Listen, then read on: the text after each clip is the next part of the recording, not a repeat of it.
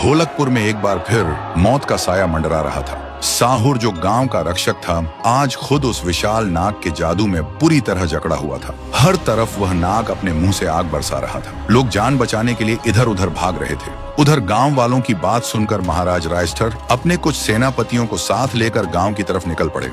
फिर गांव पहुंचते ही सेनापतियों ने उस विशाल नाग को चारों तरफ से घेर लिया और लगातार उस पर वार करने लगे, लेकिन किसी का भी वार उस नाग पर असर नहीं कर रहा था। तभी उस नाग ने एक ही झटके में सबको दूर पटक दिया। यह देखते ही महाराज रायस्टर समझ गए यह कोई आम नाग नहीं। फिर वह गुस्से से गरज कर बोले, कौन है तू और ढोलकपुर की इस पवित्र जमीन पर तेरा क्या काम है? ये सुनकर वह विशाल नाग फिर से इंसानी रूप में आ गया और बोला, पवित्र जमीन? हाँ हाँ हाँ, इस मिट्टी में तो 150 साल पुराना पाप दफन है।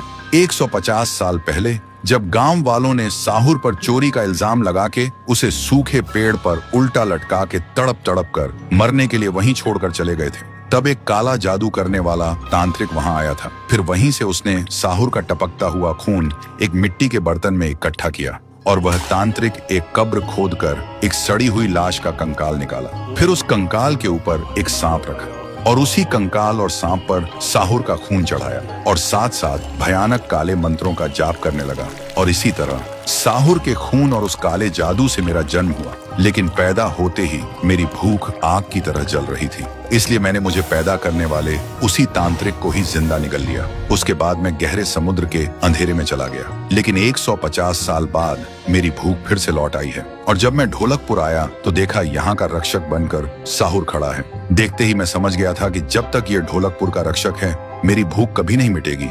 लेकिन साहुर को क्या पता था कि मेरे अंदर भी उसी का खून दौड़ रहा है। इसीलिए मैंने उसकी कमजोरी पहचान ली और उसे बुरी तरह जकड़ लिया। ये राज सुनकर महाराज रायस्टर का खून खौल उठा। उन्होंने बिना एक पल गंवाए अपनी तलवार उठाई, लेकिन तभी वह शैतान विशाल नाग का रूप लेकर सीधा रायस्टर पर वार किया। उसका वार इतना जोरदार था कि महाराज रायस्टर हवा में उड़ते हुए दूर जाकर गिरे।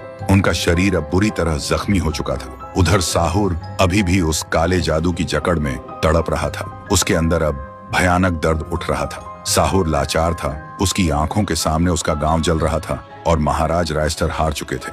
इसलिए एक बार फिर साहुर की आंखों से आंसू निकलने लगे, लेकिन तभी उसका दर्द सुखपुर में बैठी उसकी बहन पीहू को महसूस होने लगा। तो दोस्तों, क्या पीहू ढोलकपुर आकर अपने भाई साहुर को बचा पाएगी और क्या वह अकेले उस विशाल नाग को रोक पाएगी? अगर देखना चाहते हो तो इस वीडियो पर 1 लाख लाइक्स पूरे कर दो और कमेंट में लिखो नेक्स्ट पार्ट जल्दी लाओ।